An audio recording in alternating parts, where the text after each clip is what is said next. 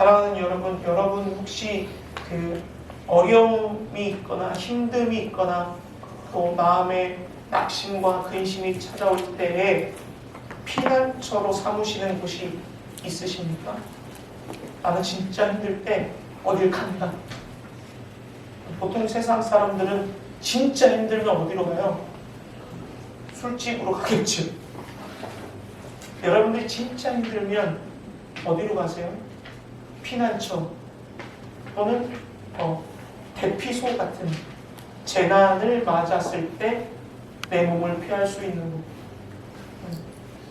저는 물론 교회가 피난처이고 안식처지만 저도 때론 힘들 때 사모 몰래 가는 곳이 있습니다. 저희 아버지 산소에 멀지 않아서 가끔 가요. 혼자 힘들면 그 앞에 잔디가 좋아요. 거기 누워서 하늘 보다가 일찍이 돌아가셨기 때문에 아빠 보고 싶다 그러다 와요. 그럼 위로가 되더라고요. 근데 오늘 탕자 둘째 아들이요, 아버지 집을 떠났다가 큰 어려움을 맞이하고 아버지가 생각났어요. 그리고 집으로 돌아왔습니다. 위로가 필요한 곳이죠. 안식처와 피난처가 아버지의 품이라는 걸 나가야 깨닫는 것, 없어봐야 깨닫는 이 말씀은 여러분 너무 잘 아는 말씀이고요. 너무 유명한 말씀이에요. 잃어버린 탕자, 돌아온 탕자, 아버지의 사랑, 여러 가지 제목으로 우리가 설교 들었을 거고요. 묵상도 했을 거고요. 우리 평일에 큐티도 했고요. 너무나도 잘 알고 유명한 말씀입니다. 전도축제에 많이 이 말씀 사용하죠. 탕자가 돌아왔습니다. 여러분 탕자입니다. 하나님이 기다리고 있었습니다. 이 본문을 전체로 읽어봤을 때 그것도 맞지만 오늘 예수님이 이 말씀을 비유하신 목적을 놓고 보면 반은 맞고 반은 틀린 얘기예요. 반만 맞은 거예요. 그러니까 이 말씀을 전체적으로 명확하게 알려면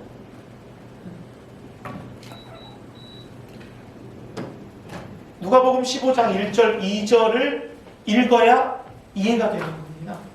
그래서 선명해지고 뚜렷해져요. 제가 읽어드릴게요. 모든 세리와 죄인들이 말씀을 들으러 가까이 나오니 바리새인들과 서기관들이 수근거려 이르되 이 사람이 죄인을 영접하고 음식을 같이 먹는다 하더라. 지금 예수님은 세리와 죄인들과 함께 있고요. 같이 영접해서 밥을 먹고 있어요. 그 가운데 바리새인과 서기관들이 지금 그들을 정죄하고 있는 겁니다. 그때에 예수님이 죄인과 세리와 바리새인과 서기관들에게 모두 들리도록 오늘 말씀하신 거예요. 앞서 비유가 몇 가지 있지만 오늘 끝에 길 잃어버린 아들, 돌아온 탕자의 비유를 통해서 세리, 죄인, 서기관, 바리새인에게 모두 해당되는 말씀을 하고 있다는 것을 우리가 기억해야 합니다. 자, 이 오늘 말씀의 요지가 뭡니까? 아버지에게 아들이 있어요. 둘째 아들이 느닷없이 재산을 달라고 이야기하고 또 아버지의 집을 떠납니다. 또 무슨 얘기예요? 이제 내 마음대로 살 테니까 내 분깃 주십시오. 이 당시에는 아버지가 아들에게 줘야 될 분깃이 정해져 있었어요. 달라고 요구하면 당연한 거예요. 그런데 한편으로 내 거 달라고 하고 떠나면 이제는 내 마음대로 살겠습니다. 아버지 없이 살 수 있습니다. 다시 말을 바꾸어 보면 아버지 이제는 필요 없습니다. 이 얘기인 거예요. 그래서 어떻게 살았습니까? 결국 자기 마음대로, 뜻대로. 오늘 본문에 이렇게 써 있어요. 허랑방탕하게. 그리고 맏아들은요, 둘째 아들을 뭐라고 비유했냐면 아버지의 재산을 창녀들에게 다 써버린 그런 재산을 탕진한 아들이라고 표현하고 있어요. 그런 아들이 결국 재산을 다 잃어버리고요. 마침 그 땅에, 이방 땅에 흉년이 들어서 먹을 것이 없자 이 둘째 아들이 돼지 치우는, 돼지 먹이 주는, 키우는 그런 곳으로 들어갑니다. 이 당시 돼지는요, 아주 부정한 거거든요. 근데 부정한 동물을 치우는 그 자는요, 돼지보다 못한 자예요. 그런데 먹을 것이 얼마나 없으면 돼지의 먹이, 쥐염 열매를 얻어 먹으려고 했는데도 없었다.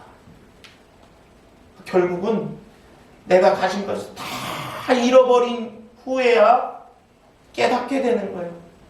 아, 우리 아버지의 집에 가면 먹을 것이 많은데, 내가 우리 아버지의 집에 가면 내가 다시 살 수 있는데, 그냥 그래도 양심이 있으니까 내가 아들이라고 하지 말고 종으로 들어가서 살았으면 좋겠다. 이렇게 말하고 있어요.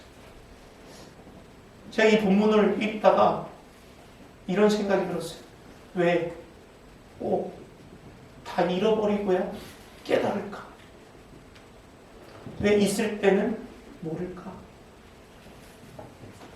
결국 이 둘째 아들이요, 스스로 돌이켜 회개하고 아버지에게 이렇게 말하려고 합니다. 내가 하나님과 아버지께 죄를 지었습니다. 내가 아버지의 아들이 되기를 감당하지 못하겠으니 나를 품꾼으로 여겨주세요. 이렇게 말해야지 하고 결단합니다. 그리고 돌아가요. 근데 아버지가요, 매일 기다리고 있었나. 저기 멀리서 아들이 오는 것을 알아차리고 달려갔어요. 당시에 어른이요, 달려가는 건요, 정말 천한 행동입니다. 근데 아들이 살아 돌아왔는데 천한 게 무슨 소용이에요? 체면이 뭐가 필요합니까? 아버지께 달려가서 그 돼지 우리에서 뒹굴던 그 냄새 아랑곳하지 않고 끌어안고 입을 맞춥니다. 그리고 잔치를, 우리 집에 있는 가장 좋은 옷을 입혀주고 가락지를 끼워주고 신발을 신겨주라. 그리고 살찐 송아지를 잡아라. 우리 잔치하자. 내가 잃었던 아들을 다시 찾았다. 죽었던 아들이 돌아왔다. 할렐루야. 얼마나 기쁜 일. 근데 마침 맏아들이 밖에 나가서 일을 하다가 돌아왔는데 이게 웬걸? 집에 무슨 잔치가 벌어졌어요. 시끌시끌해요. 무슨 일이야? 아니, 그 둘째 도련님이 돌아오셔가지고 그 주인님이 잔치를 벌이고 있습니다. 뭐? 둘째가 돌아오는데 왜 잔치를 해? 아니, 나는 아버지의 말씀을 한 번도 어긴 적이 없는데 나에게는 베푼 적이 없잖아. 이거는 차별 중에 차별 아니야? 이건 불공평하잖아.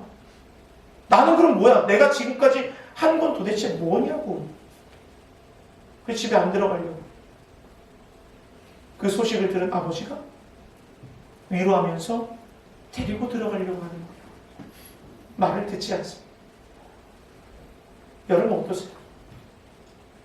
누가 죄인이고 세리이며 누가 바리새인이고 서기관입니까? 아버지 집을 떠나서 방탕하게 살았던 자가 바로 죄인이요 세리죠. 이 당시 세리나 죄인은요 아주 부도덕한 자들입니다.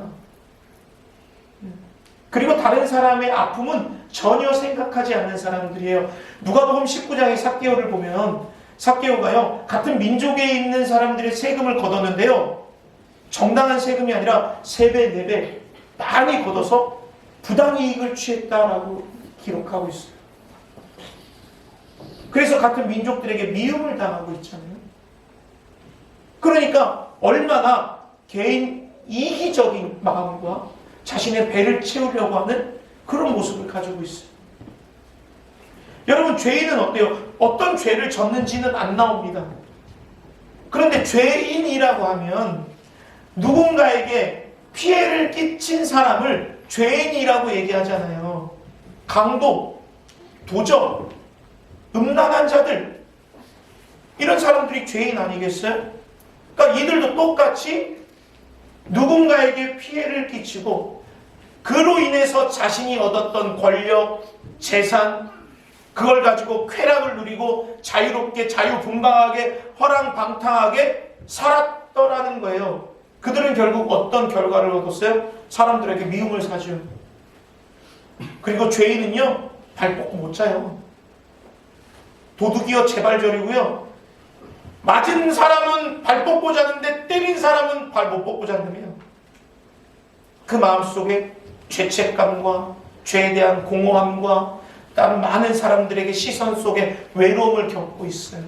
이는 모든 걸 다 잃어버린 둘째 아들이 겪고 있던 외로움과 같을 수 있습니다. 그러니까 이들이 어떻게 해요?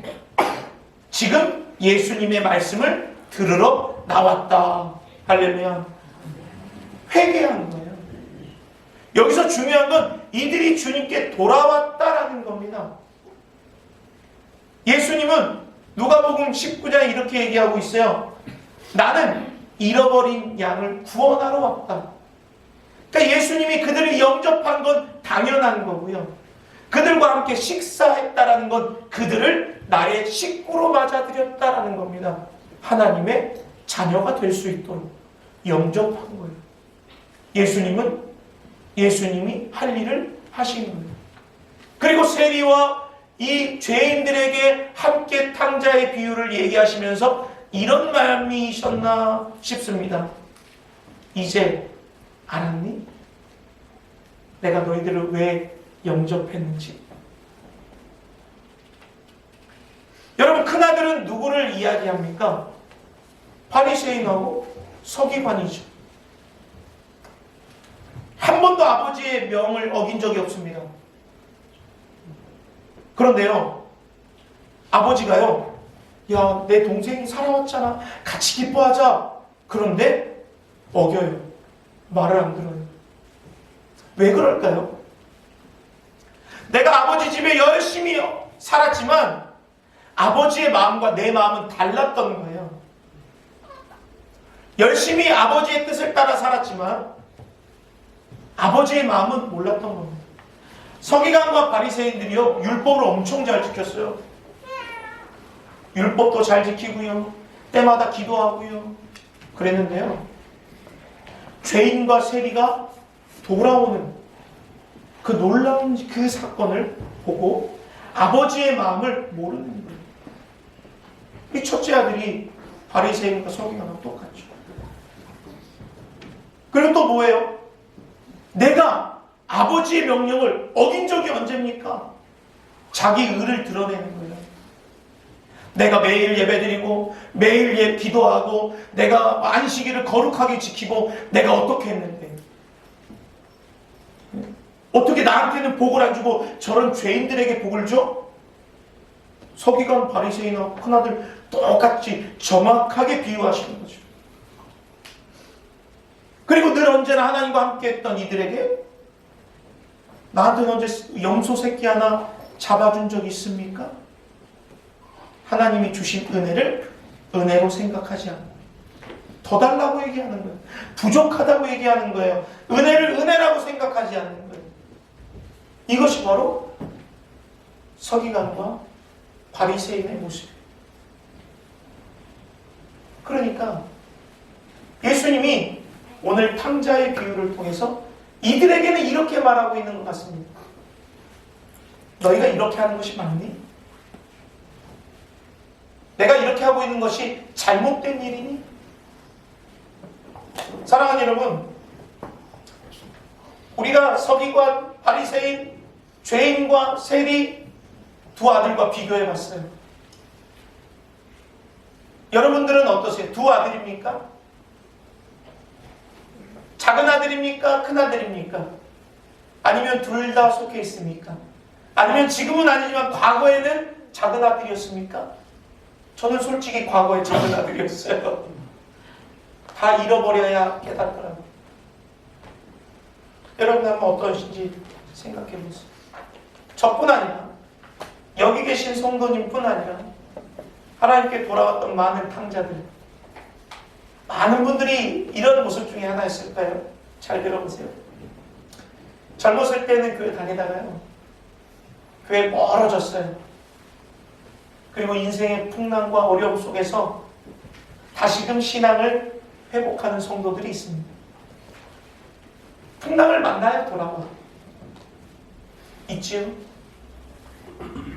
말씀과 멀어진 삶을 살다가요, 병들고 또 위기 속에 하나님 품으로 돌아와서 살려주세요 하는 사람도 있어요.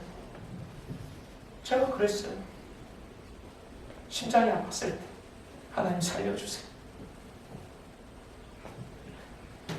여러분, 신앙은 가지고 있어요. 그런데 자기 중심적인 거예요.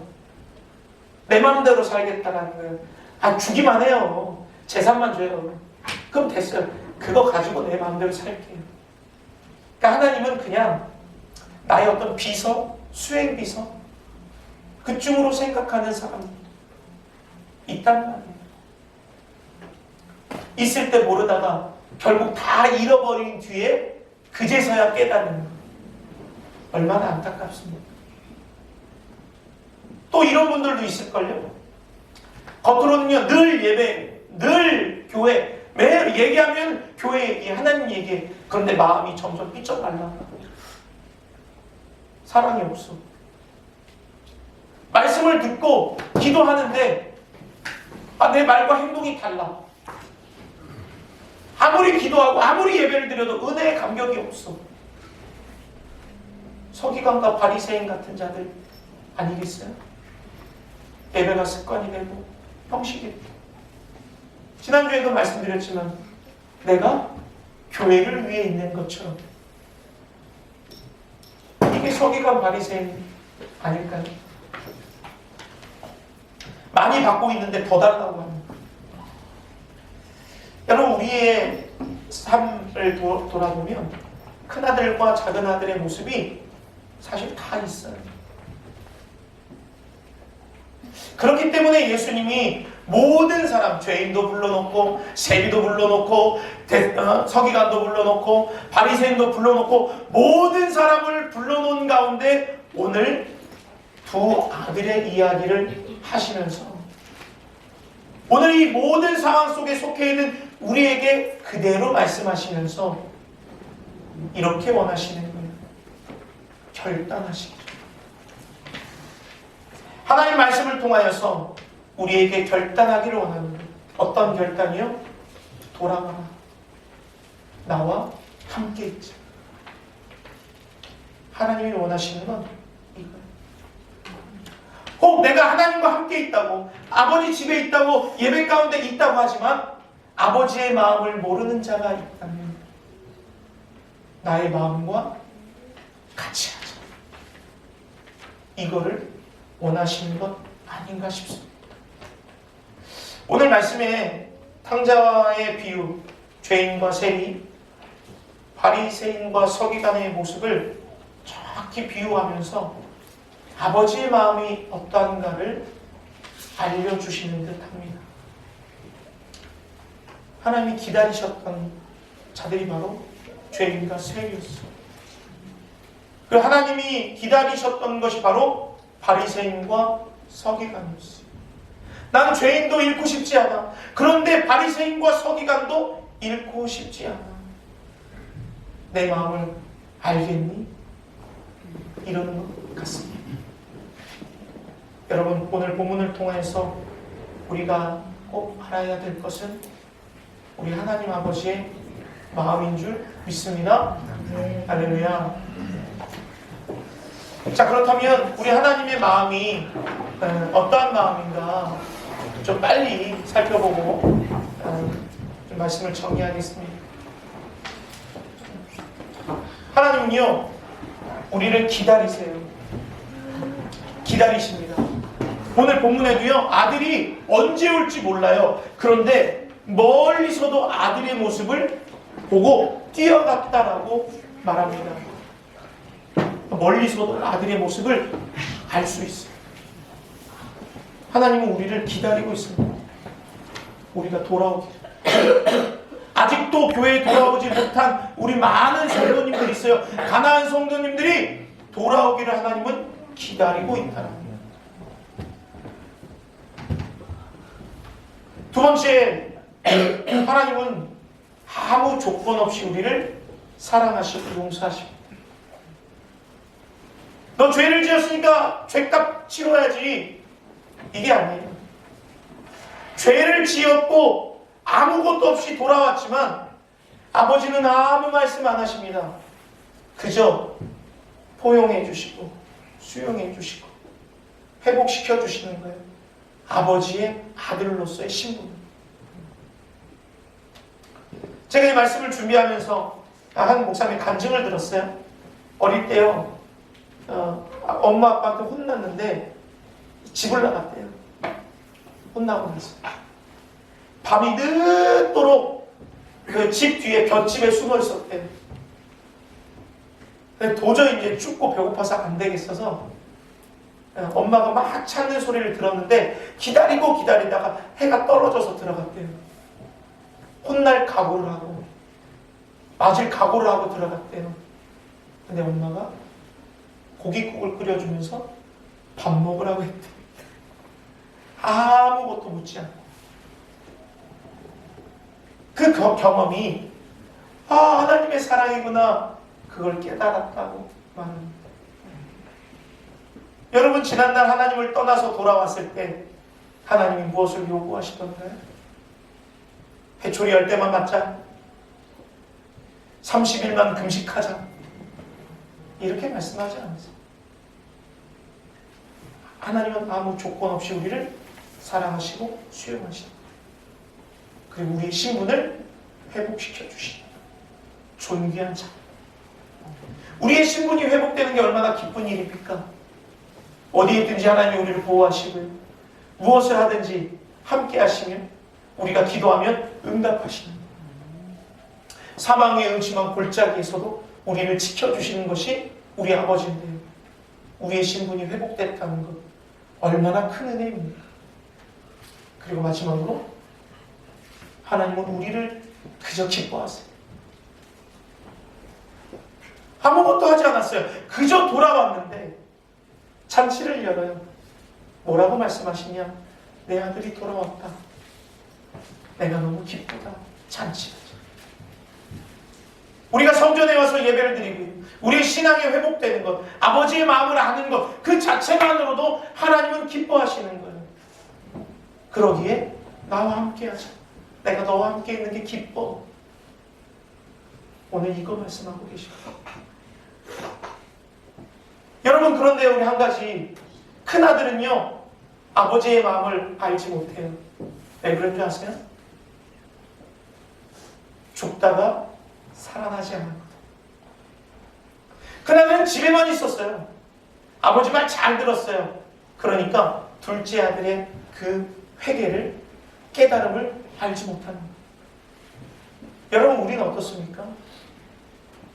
우리는 각자의 삶 속에서 하나님을 떠나가기도 했고, 내 마음대로 살려고도 해봤고, 안 돼서 다 잃어버리고 돌아오기도 했고, 하나님께 용서도 받았고, 하나님의 자녀의 회복도 받았어요. 오늘 본문의 이 아버지는요, 둘째 아들을 어떻게 말하냐면 죽었다가 살아난 내 아들이다. 우리는 죽었다가 예수 그리스도의 은혜로 영원한 생명을 얻어 살아난 하나님의 아들인 줄 믿습니다. 아멘. 우리가 죽었다가 살아났는데, 아무 값없이 용서를 받았는데, 하나님이 나에 있는 그 자체만으로 기뻐하시는데, 우리가 하나님의 마음을 모른다면 누가 알겠습니까? 그러니까 하나님이 우리에게 이렇게 말씀하시죠. 나의 마음을 함께 나누자. 나와 함께 있자. 나와 함께 있어주지 않으면. 사랑하는 여러분, 우리가 사랑을 누릴 수 있는 방법, 아버지와 함께 있을 때 누릴 수 있습니다. 우리가 하나님의 사랑을 나눌 수 있는 방법, 아버지의 마음을 알 때 나눌 수 있습니다.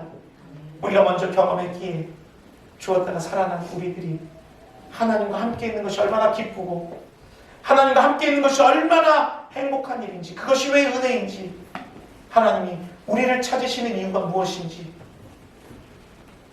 우리가 알아.